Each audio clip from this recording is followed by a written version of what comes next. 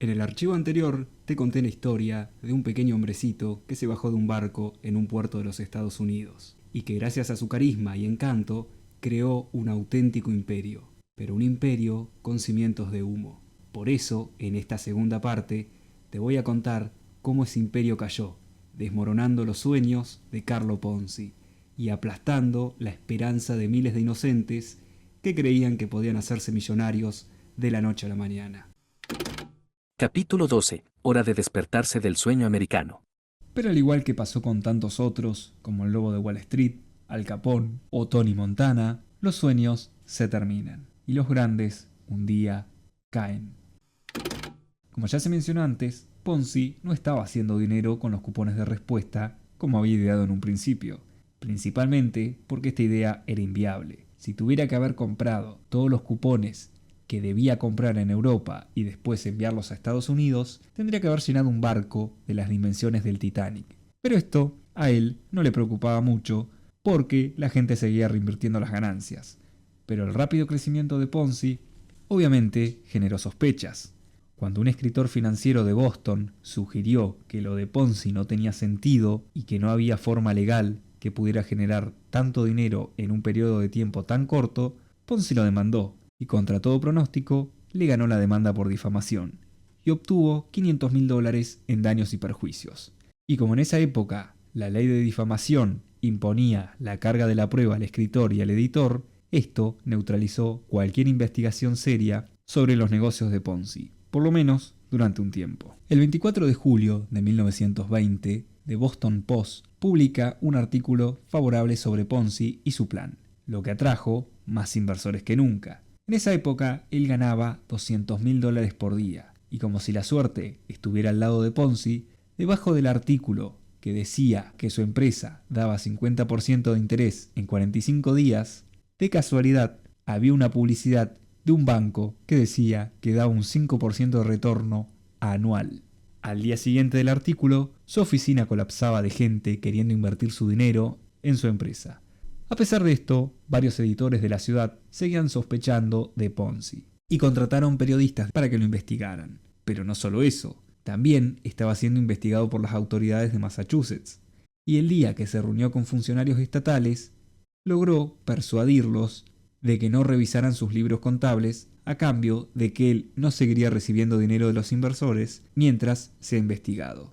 Sabia decisión, ya que sus libros contables no eran los más transparentes que habían. El 26 de julio se iniciaron una serie de artículos que planteaban interrogantes acerca del difícil funcionamiento de la máquina de hacer dinero que tenía Ponzi. Varios periodistas examinaron su esquema y declararon que aunque Ponzi ofrecía rendimientos increíbles, él mismo no invertía en su propia empresa. Además, declararon que para cubrir las inversiones realizadas en la empresa, deberían haber en circulación 160 millones de cupones de respuesta. Pero en realidad solo habían unos 27.000 en circulación. Sumado a esto, la oficina de correo de Estados Unidos afirmó que los cupones de respuesta no se compraban en cantidad ni en el país ni en el extranjero. Y los periodistas también declararon que si Ponzi realmente estuviera haciendo lo que decía, en realidad se estaría beneficiando a expensas de un gobierno, ya sea los gobiernos donde compró los cupones o el gobierno de Estados Unidos. Y esto, aunque fuera legal, no era ni ético ni moral. Los artículos provocaron una ola de terror en la empresa de Ponzi. Por esto tuvo que pagar $2 millones en 3 días a una multitud salvaje que invadió la oficina. Él salió afuera, sedujo a la multitud, repartió café, rosquillas y con una sonrisa les dijo que no tenían de qué preocuparse. Así que muchos cambiaron de opinión y siguieron dejando su dinero en manos de Ponzi. Sin embargo, esto atrajo la atención del fiscal federal para el distrito de Massachusetts, y este encargó que auditaran los libros de la Security Exchange Company. Algo que fue un poco difícil por un pequeño problema, y es que el sistema de contabilidad de Ponzi consistía simplemente en fichas con los nombres de los inversores. Él intentó dar vuelta a la opinión pública contratando un publicista. Sin embargo, este empezó a sospechar rápidamente de la charla de Ponzi sobre los cupones de respuesta, así como también de la investigación en curso en su contra. Más tarde, el publicista declaró: Ponzi es un idiota financiero, ni siquiera parece saber sumar. La investigación sobre Ponzi comenzó a finales de julio, cuando el fiscal encontró varios documentos altamente incriminatorios que indicaban que Ponzi simplemente estaba robando a Pedro para pagarle a Pablo. La historia se imprimió en primera plana y el artículo declaraba a Ponzi como irremediablemente insolvente. La historia desató una carrera masiva y él aceleró los planes para construir un conglomerado masivo que se dedicaría a operaciones bancarias y de exportación e importación. El comisionado del Banco de Massachusetts, Joseph Allen, empezó a preocuparse de que si los retiros importantes agotaban las reservas de Ponzi, pondrían de rodillas al sistema bancario de Boston. Y las sospechas de Allen aumentaron más cuando descubrió que un gran número de cuentas controladas por Ponzi habían recibido más de $250.000 en préstamos del Hanover Trust. Esto llevó a Allen a especular que Ponzi no estaba tan bien financiado como afirmaba, ya que estaba obteniendo grandes préstamos del banco que efectivamente él controlaba. Por esto fue que ordenó a 2 inspectores bancarios que vigilaran las cuentas de Ponzi. El 9 de agosto, los examinadores del banco informaron que suficientes inversores habían cobrado sus cheques en la cuenta principal de Ponzi. Así que ahora estaba la certeza que la cuenta estaba sobregirada. O sea, que Ponzi no podía cubrir las deudas y las diferencias las estaba pagando el banco. Luego, Allen ordenó al Hanover Trust que no pagara más cheques de la cuenta principal de Ponzi. También orquestó una declaración de quiebra involuntaria por parte de varios pequeños inversores. La medida obligó al fiscal general de Massachusetts a emitir una declaración en la que decía que había muy poco que respaldara las afirmaciones de Ponzi sobre transacciones a gran escala con cupones postales. Luego, los funcionarios estatales invitaron a los que poseían inversiones en la empresa de Ponzi a acudir a la Cámara de Representantes del Estado de Massachusetts para proporcionar sus nombres y direcciones para la investigación. El mismo día, a Ponzi le hicieron una auditoría que reveló que tenía una deuda de al menos $7 millones. El 11 de agosto se publicó en primera plana un artículo que hablaba sobre las actividades criminales en Montreal años atrás, incluyendo su condena por falsificación y el desastre que quedó en el banco de Sarosi.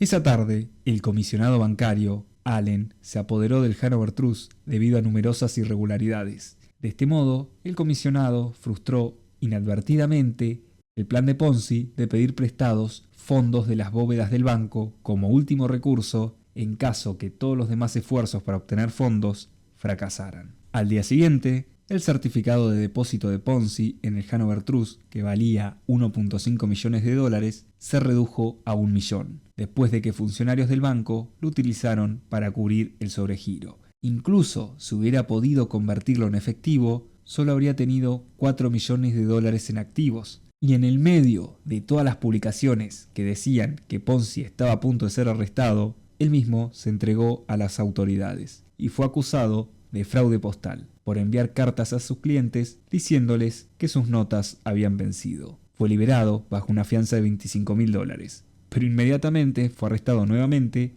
por el cargo de hurto, por lo que ahora tuvo que pagar una fianza de $10.000. Después que se publicaran los resultados de la auditoría, se temió que Ponzi pudiera huir del país. El fiscal general Allen declaró que si él lograba recuperar su libertad, el Estado solicitaría cargos adicionales y una fianza lo suficientemente alta como para garantizar que Ponzi permaneciera bajo custodia, porque el miedo principal que todos tenían es que él se fugara. Las noticias sobre Ponzi provocaron la caída de otros 5 bancos, además del Hanover Trust. Los inversores prácticamente quedaron eliminados y recibieron menos de 30 centavos por dólar invertido. Todos los inversores juntos perdieron casi $20 millones de la época. En la actualidad serían casi $300 millones en pérdidas. Ponzi fue acusado de 86 cargos de fraude postal y se enfrentaba a cadena perpetua. Se declaró culpable el 1 de noviembre de 1920 de un solo cargo ante el juez, quien declaró antes de la sentencia: Aquí estaba un hombre con todos los deberes de buscar grandes cantidades de dinero. Trazó un plan que, según admitió su abogado, defraudó a hombres y mujeres. No servirá que el mundo comprenda que un plan como ese puede llevarse a cabo sin recibir un castigo sustancial. Ponzi fue sentenciado a 5 años de prisión federal.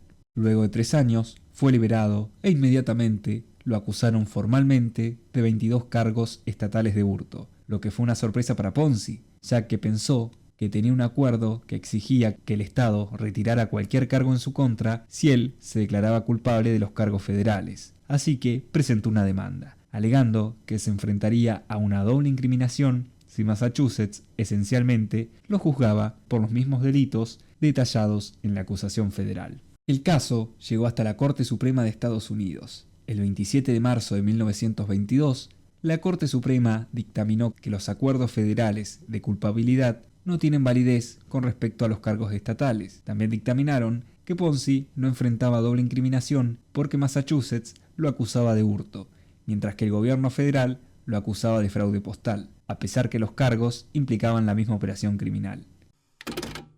En octubre de 1922, fue juzgado por los primeros 10 cargos de hurto. Como ya era una persona insolvente, Ponzi actuó como su propio abogado. Usó su inigualable seducción y, al igual que hizo con los inversores, convenció al jurado y fue absuelto. Fue juzgado por segunda vez, por 5 de los cargos restantes, y el jurado llegó a un punto muerto. Pero Ponzi fue declarado culpable en un tercer juicio y sentenciado de 7 a 9 años adicionales de prisión como un ladrón notorio. Hubo esfuerzos para deportarlo como extranjero indeseable en 1922. En septiembre de 1925 fue liberado bajo fianza, mientras apelaba la condena estatal. Huyó a Florida y lanzó una nueva empresa, buscando capitalizar el auge inmobiliario de Florida.